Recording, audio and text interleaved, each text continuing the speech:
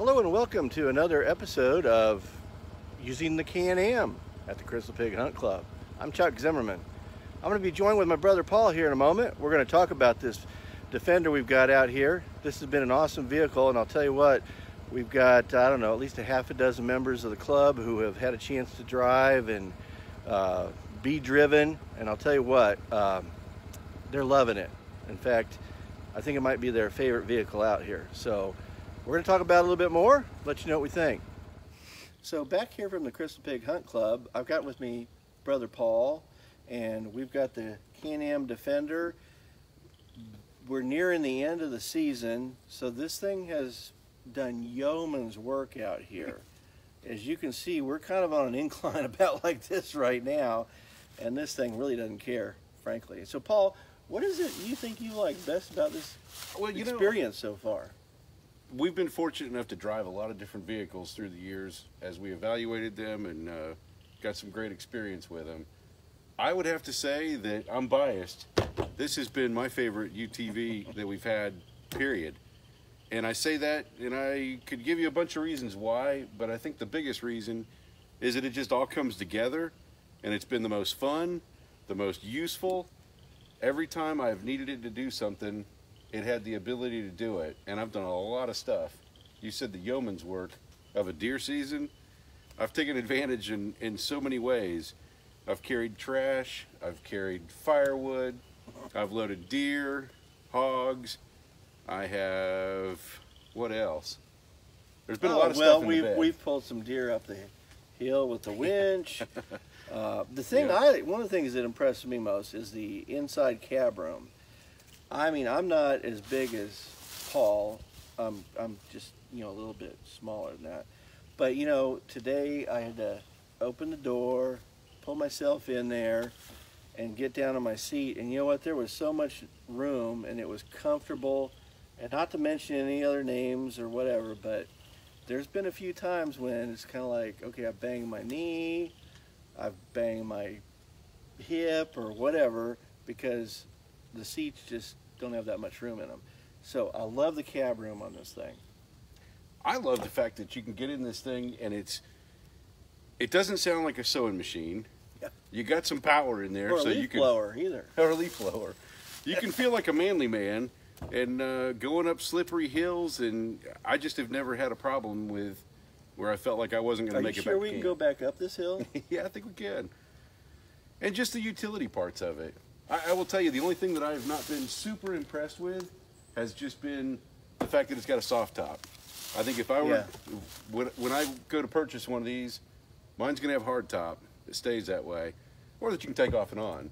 Well, even the sides, we got soft sides to an extent. They got a metal frame that will lock it. But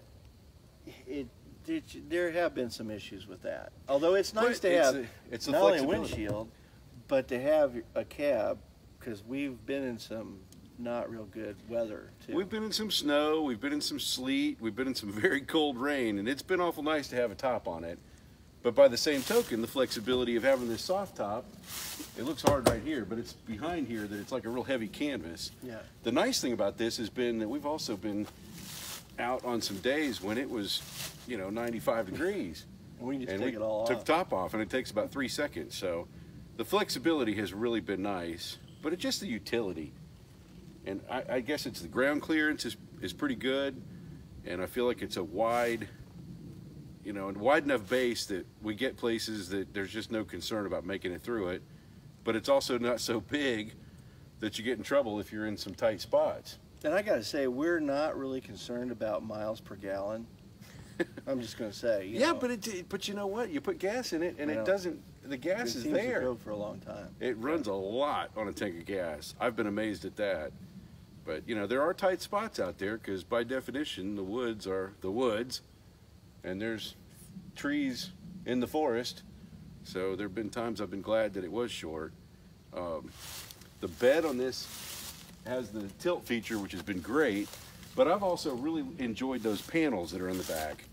I don't know if you can see those behind me, but the panels give you a lot of flexibility either to fold down and then they bungee strapped in place so that you got something shorter. But or you can when also they're pick them up, they've got spongy little cords so you can hang things in there and Right. stuff.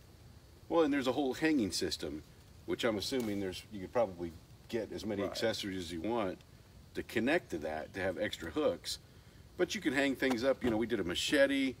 I've put my hunting backpack, a shooting stick, all the stuff that we Just use. to keep it out of the bottom of the bed where it might get Blood. wet or whatever, you know. Might be some blood. Would yeah. there be some blood in Yeah, there? there's been some blood in there. Ooh, There will be blood. I've heard that about hunting season. we got kind of bloody on this one. But I have been very glad to take my hunting jacket off when I get out of the stand and it's warming up, and I don't really want to put it in the cab. I hang it back there, and it's not getting all over the deer or the hog that's laying back there to bleed on it and get his final revenge on us before we put him in the freezer. Okay, so before we end this session, we're good because this isn't the last one for the season, although we are getting close. But Paul, anything else we might want to point out? Our videographer, who you can't see because he's behind the camera, is Joe. Joe is an iPhoneography expert, as I'm finding out, and he's actually shooting this in a couple different iPhones.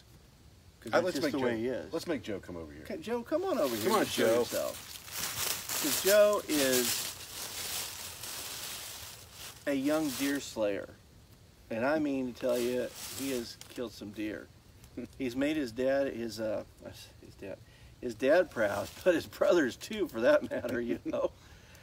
We thought we've killed some deer, but I think we've brought Joe's some young put guys some meat in on the that have freezer. killed a lot of deer.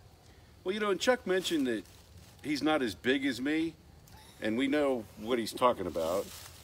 Joe may be one that could compare to Uncle Chuck, and his Uncle Chuck is a little bigger here, but not much. So I'm proud of Joe. He's had a great deer season. He's been a great hunting camp partner, and he gets it. He knows how to get things done without being asked. So great stuff being out in the woods with family and turning Absolutely. boys into men. And no, I'm not talking about the group that croons. I'm talking about real men. All right, coming to so boys. we're going to have more to come. Thank you so much for watching. Hope you enjoyed it. Hope you get something out of this. Let us know. Message us, whether it's on YouTube, Facebook, any social media that we get this out on. Appreciate your comments and feedback. So from the Crystal Pig Hunt Club, Good hunting. yep,